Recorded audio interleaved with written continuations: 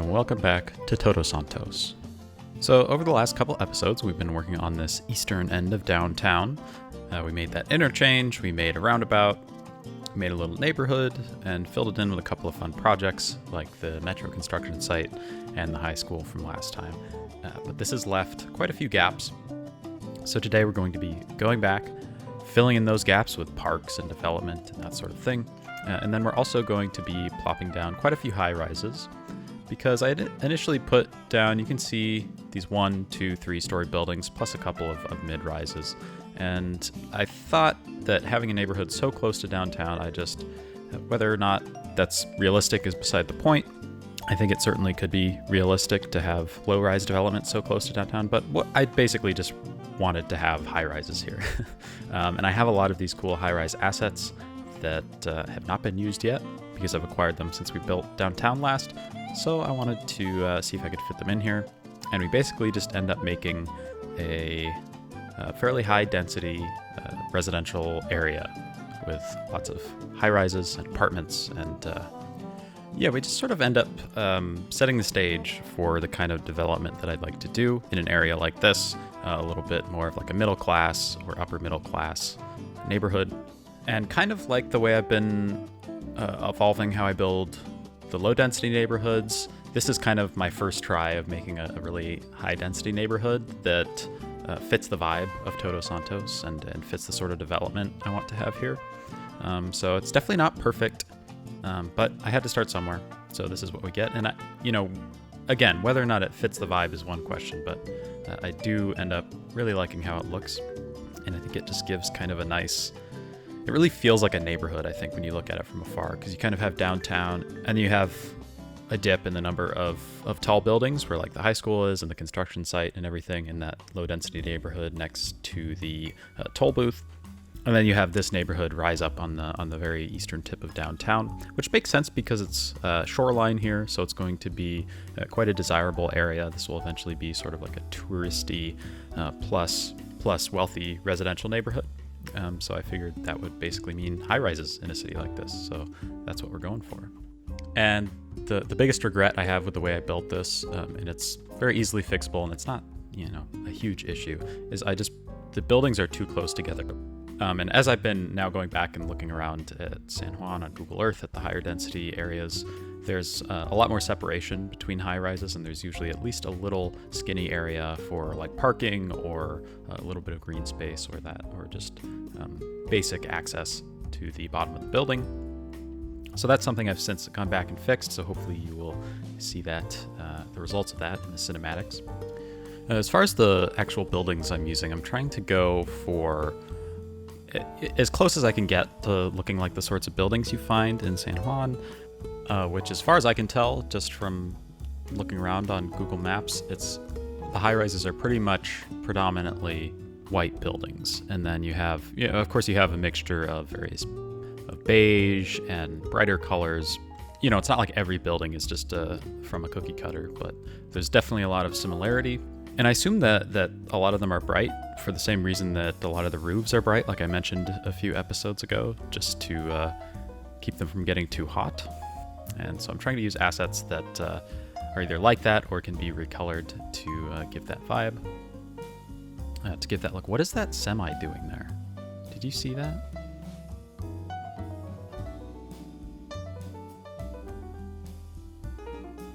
Wow. Okay, so I'm just, like I mentioned, I'm getting rid of these low-density buildings. Makes me a little sad to delete people's houses, but, it's for the greater good, so I don't think I'll have any trouble sleeping tonight. I do try to insert some accents of color here and there, though. It just seems kind of fitting. Like here you can see I'm clipping those two buildings together. That just looks weird now that I'm looking at it, to have this high-rise that has windows on 4 sides and just have it be smashed up directly against another building on one of the sides. That's the sort of thing I go back and fix. And then I wanted to, it's a nice neighborhood here. I just wanted to have this old unused office that's had all the windows broken and been graffitied, because I have seen some buildings like that around San Juan, even in nicer areas. You'll come across a place that just has been completely forgotten And this is one of the few assets I've been able to find that has that look, even though it's, the building itself doesn't necessarily fit in with the rest of the city. But then again, it's fairly generic, so I don't know. Anyway, there's this abandoned lot out back where I'm sure lots of interesting stuff happens at night. I just dealt with the slope there by having that retaining wall and the stairs. Seems like kind of weird to have stairs leading up to this empty lot. Like, even if it was in use, like, why would you need stairs up there? I don't know. Looks kind of cool. I don't really have a theory behind what this building was actually for. I guess it looks like an office building. I think it's called an abandoned office building or something like that. So I'll have to come up with a story behind that. And then they've fruitlessly boarded up the door there, and people obviously have just gone in through the windows and thrown all their junk in there. It's kind of funny just to have this like isolated little terrible spot in like a nice neighborhood, but it's also sort of funny. I'm sure someone could come up with some social commentary there that might be interesting, might be not, I don't know. And then I'm just using this road here just to flatten out the terrain. And that's always a good way to deal with terrain, especially if you have a retaining wall like this. You can put roads on top, roads on bottom to define the elevation you want, and then just push them together, and the terrain will basically disappear. And then I figured that down here, basically along the right-of-way where they're working on the metro, on expanding the metro there with the construction site, the area around it has also been, leased out for development or is being developed by the city. So in this instance, we have a parking lot, which is going to be a public parking lot. Sort of funny that it's right next to the, the one abandoned office in town, but whatever. Anyway, this lot would be, I guess, like a park and ride lot for the new metro station that's going to pop up somewhere down here or something like that. So it's basically a brand new parking lot that's not yet open. And I kind of like how it fits in with the retaining wall there. And, it's just always nice to work in angles like that, especially if you're using these big parking lot roads, because they can just sort of look, a little same if you use them everywhere. Just big gray rectangles. I mean, that's what parking lots are really when you look at them from above. But, I tried to use it as an opportunity to add some angles to it and switch it up a little bit with the way the retaining wall is angled there. And then to show that it's like a new construction, you just have this very cool barrier network here, showing that it's not open for access yet. Of course, it doesn't actually stop the Sims from driving in there and parking, but actually no one really parks there, I guess, because there's nothing around for them to go to. And then I just have this little paver here, a couple piles of various materials that are just left over from the project, just to show that it's been finished within the last few days or something, and it's this nice, brand new rectangle of concrete. Very nice. Very cool. Okay, I'm going to stop my jabbering while I plop down these buildings too close together, and I'll be back in just a second to work on some roads.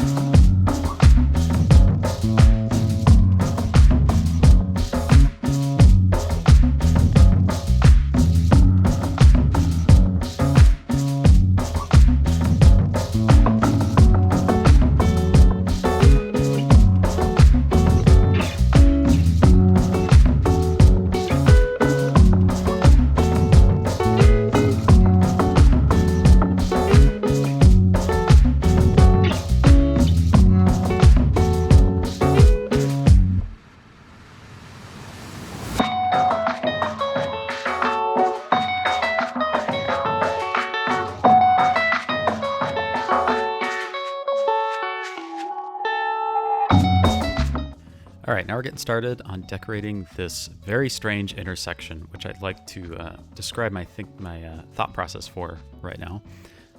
So obviously, Todos Santos is a left-hand drive city, which means the drivers are on the left side of the car, which means that the cars generally drive on the right side of the road instead of the other way around, which I understand why there are two different terms to describe the two different phenomena, but it just seems unnecessarily confusing. And, until that was explained to me, I just didn't really get why the terms were used so strangely. But anyway, those semantics aren't necessarily relevant here. But I just had this weird intersection where there are these two one-way streets branching out. Then there's a large 4-lane street that's two-way connecting to it. That kind of makes sense. You know, it splits from a two-way road into two one-way roads. That's not weird at all. But then it has this 2-lane one-way road also meeting. And I just wanted to use this as an opportunity to turn this into a ridiculously unsafe and confusing intersection, which you can see here. I basically have the one-way roads flipped in terms of the orientation they should be.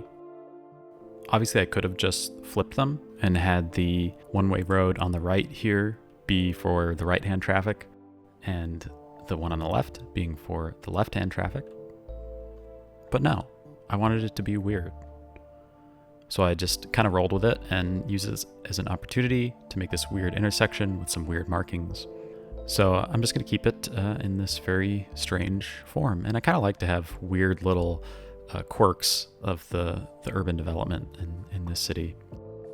I don't want the whole city to be just like perfectly functional and perfectly designed, because in real life, obviously, that's not how it happens. You know, things grow and are tacked on and are added on, and sometimes things happen that just make absolutely no sense. And then, you know, sometimes there is no good solution, even if everyone makes the exact right choice to make a certain intersection or form of transportation work. There's just, you know, no good way about it in certain instances. And so I guess this is just sort of a reflection of that. Or just a reflection of the incompetence of the Todos Santos city planners, the evidence of which is pretty rampant, unfortunately. And by the way, I have absolutely no relation to these people, whoever they are.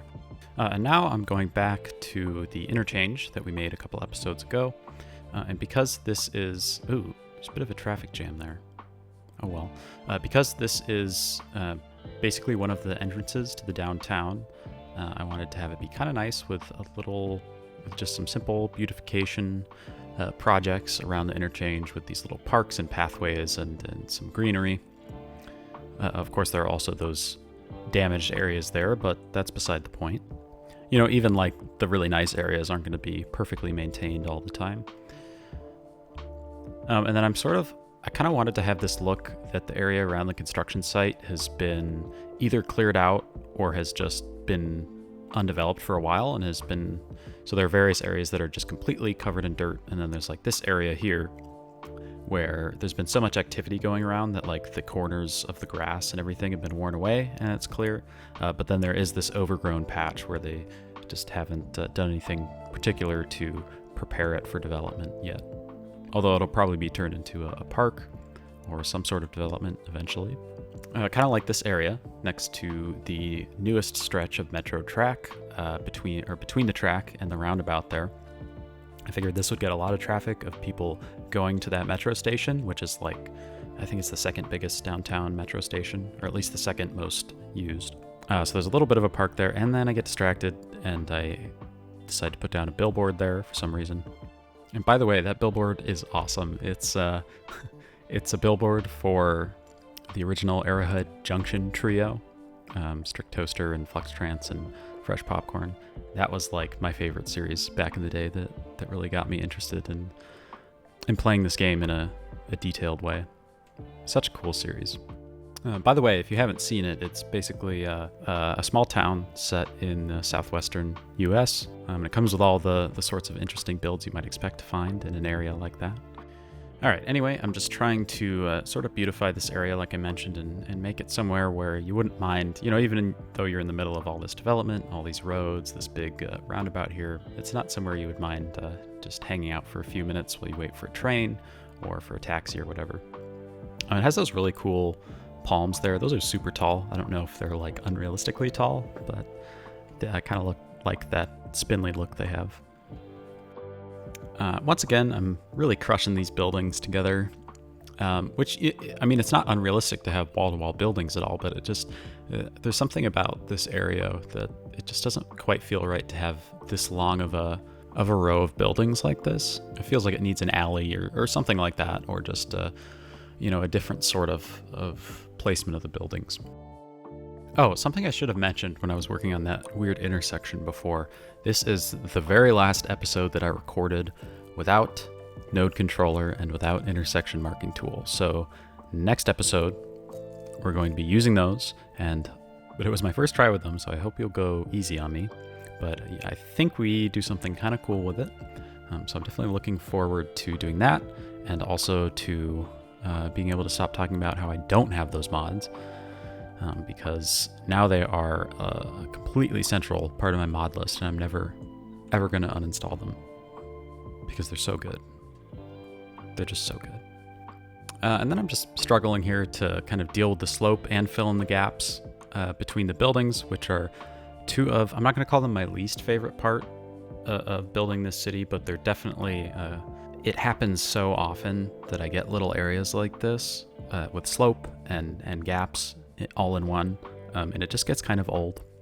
But, you know, I try to make it look somewhat nice. Like there's this little garden here next to this apartment with some nice trees, nice colorful trees, and then I just send it and cover it with these low poly oaks.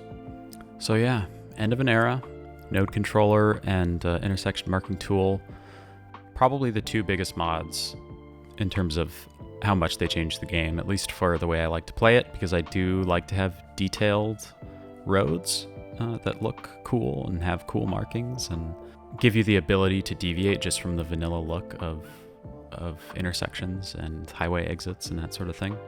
So I'm definitely looking forward to showing you what I've done with that in the next couple episodes. We're going to be continuing to fill in the downtown with some development. It's going to be quite a bit different from what we did this time. And in fact, the whole series moving forward, I think, is only going to pick up and get more interesting. At least that's my hope. And that's the feeling I've been getting watching back the footage I've recorded. And I'm just so excited for some of the coming episodes. Really excited for them. I mean, we do avenues, bus lanes, light rail, residential development, hotels. So hopefully something from that list piques your interest without spoiling anything.